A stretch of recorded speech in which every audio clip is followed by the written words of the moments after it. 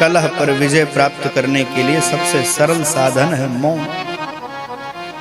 वाणी बहुत चोट पहुंचाती है, वाणी से ज्यादा चोट और कहीं लग ही नहीं सकती है भैया। अस्त्र शस्त्र से जो चोट लगती है, चोट लग जाए, कट जाए, तो उस पर तो औषधि का लेपन किया जाए और दर्द निवारक दवा खाई जाए तो आराम मिल जाता है। लेकिन कुवाक्यों से, शब्दों से जो चोट लगती है वह घाव भरता है और ताउम्र नहीं भरता है। न भी इलाज किया जाए तो कुछ घाव स्वतः भर जाते हैं, लेकिन कुछ घाव ऐसे होते कभी भरते नहीं। इसलिए शब्दों का चयन बहुत बढ़िया करना चाहिए, वाणी का प्रयोग बहुत बढ़िया करना चाहिए। बोलने समय बहुत सावधान रहना चाहिए। किसी ने किसी से पूछा कि व्यक्ति सबसे ज्यादा असावधान कब होता है, तो उत्तर देने वालों ने कहा कि सबसे ज्यादा व्यक्ति असावधान तब होता है जब वह बोल रहा होता है। इसलिए बोलते समय बहुत सावधान होना चाहिए। और सावधान कब होता है व्यक्ति? जब वह सुन रहा होता है। तो यहाँ सबसे ज्यादा सावधान आप लोग हो और सबसे ज्यादा असावधान हम ही हैं।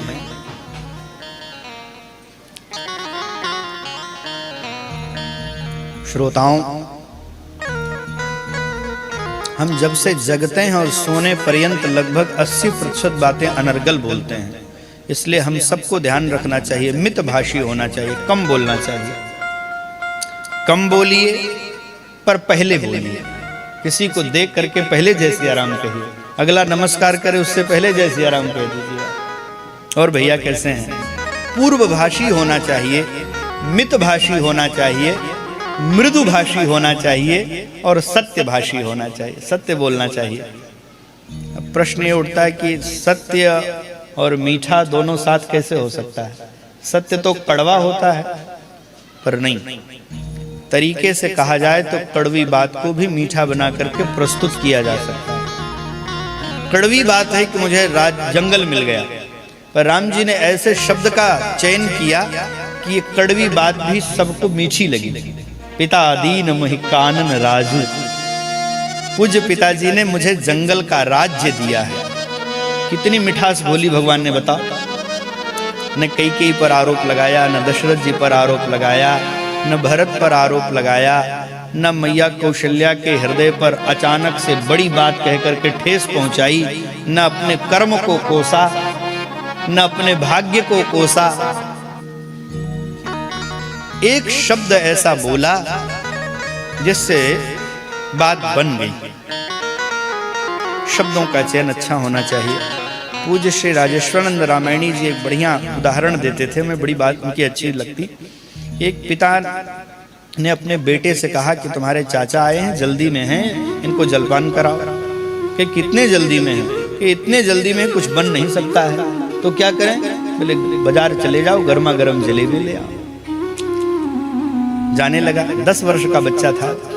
उसने जाते जाते पूछ लिया, पिताजी गर्मा गर्म की क्या परिभाषा है? पिताजी ने कहा, कढ़ाई से निकले, ठोंगे में डालो, ले आओ, वही गर्मा गर्म है। बच्चा गया, सेठ जी की दुकान पर खड़ा हुआ, मूल्य चुकाया। सेठ जी ने जैसे ही जलेबियां पूरी और निकाली, दूसरी कढ़ाई में डालने लगे, सो तुरंत उसने कह दिया, अब कहाँ ले जा रहे हो? सीधे ठोंगे में डालो। पिताजी ने कहा, कढ़ाई से निकालना और सीधे ले आना। उसको नहीं पता था कि जलेबी 2 कढ़ाइयों से होकर के गुजरती है। पहली कढ़ाई से ही उसने अब ठोंगे में डलवा लिया, ले आया। अब जो सिद्धांत बताया था उनके पिताजी ने, या जो गर्मा गर्म की परिभाषा बताई थी, वो बिल्कुल ठीक है। जलेबी कढ़ाई से निकली है, जलेबी पकी है, जलेबी गरम है, जलेबी करारी है, लेकिन स्वाद रहित है। कभी कभी हमारा सत्य भी ऐसे ही होता है। हमारा सत्य परिभाषा की दृष्टि से बिल्कुल खरा है, लेकिन उस सत्य में स्वाद नहीं है। तो स्वाद कब आएगा जलेबी में? जब वह मृदुता की चाशनी में नीचे उतर जाए। वैसे ही कहने के लहजे में, शब्दों के चयन में अगर चाशनी है तो आपकी कड़वी बात भी मीठी बन सकती है, इसमें कोई संदेह नहीं है। इसलिए भैया बहुत सावधान रहना चाहिए शब्दों का चयन करते समय।